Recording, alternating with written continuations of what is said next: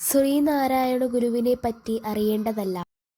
ശ്രീനാരായണ ഗുരു ജനിച്ചത് എന്ന് 1856 ഓഗസ്റ്റ് 20.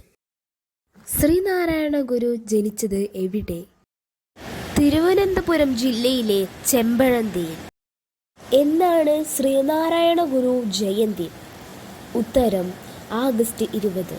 അദ്ദേഹത്തിൻ്റെ ജന്മദിനമാണ് നമ്മൾ ശ്രീനാരായണ ഗുരു ജയന്തിയായി ആചരിച്ചു വരുന്നത്.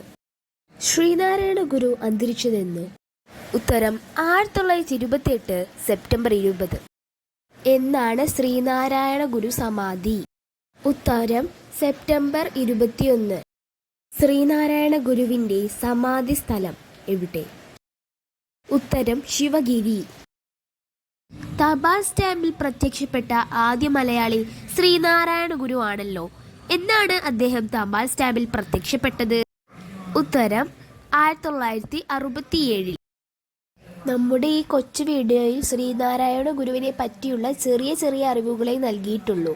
വരും വീഡിയോകളിൽ ശ്രീനാരായണ ഗുരുവിനെ പറ്റിയുള്ള കൂടുതൽ അറിവുകൾ അറിയിക്കാൻ ശ്രമിക്കാം. അതുവരേക്കും ബൈ.